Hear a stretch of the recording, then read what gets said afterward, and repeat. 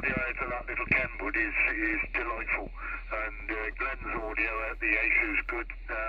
Always a little bit more bassy, Yaesu's, like my 900, and Nick's audio is really good when he gets it spot on. It's not a problem at all, and I should think he's nicely settled in up there, so we better pass it over to him, let him have a little natter. Yeah, go ahead, Nick. Yeah, well, we're recording here as well, or having a go anyway. We'll see how it goes. Yes, thank you for the bouquet again, Graham, of flowers for the audio there. I'm quite shocked actually that this little radio's functioning as it is. Yeah, I'm really happy with that, so that's great news. I just hope somebody's out there and wants to call in. It's I think they must all be asleep after a big lunch, have they? Yeah, possibly. That's the way of the world these days. Oh, they're watching the BAFTAs or something like that. What a waste of time. Anyway, yeah, no, it's doing a fine job, and be a little pointless me doing a video this end because I've got my earphones on and you wouldn't hear any of the other side of the conversations. Yeah, Roger. Well, your audio's booming through tonight, so as they said, it's really excellent. So we've got some footage of that to play back. But well, I mean, all we need now is Tony. You just need Tony Preston over. yeah, definitely. Yeah, take it over to Glenn, Nick. Hello, Glenn. Can you hear me? Oh, hang on, Chuck. I got some sheep chasing me. I better slow down a bit. Now, I'll tell you what, Nick, your audio is brilliant. You know, really, really good and clear this end. You know, super. Dick, when you turned your power down, there was no difference whatsoever in your radio report. It's still the same. Fantastic. So, yeah, we've all got the height, so we don't need the power as much. So there we go. I'm 35 watts, and yeah, so I'm making the trip. So brilliant. Well done, guys. Yeah, if Nick's recording this, yeah, this is Jollyroger 3392 Glenn. So yeah, it's good to be out on the air on a Sunday night, and you know, looking at the fog, the sheep, all looking rather lonely and very nervous. And yeah, great to be you know, hopefully on a bit of YouTube in the future at some stage. So brilliant. Yeah, we got good radios. We got some great operators on the air, and this is what radio is all about. Back to you there, Nick.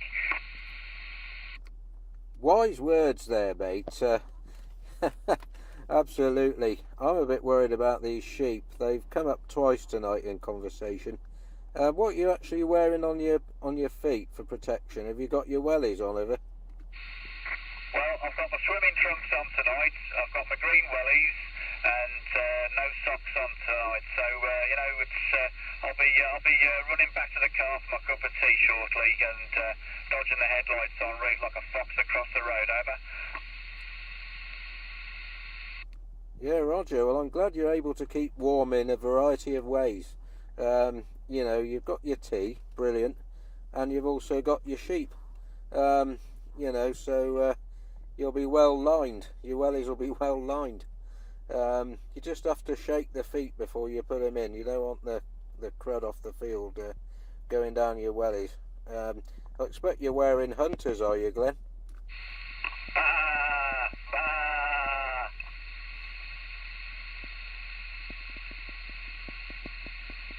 Yes. Yeah, so is that yes or no hunters, are it? No, I've got to behave myself. I really have, yeah. No hunters tonight, but no, there's no sheep around here. I'm just trying to cover my tracks, really. You know, this is a special location with a nice field in front of me, and nothing but the silhouette of hedges and trees, and maybe a little bit of grass, and little tails flicking around and running away from me. But there we go. The fetish is coming out somehow on the air, but there we go. No, I think they're more nervous than I am. Back to you, Nick. Yeah, Roger.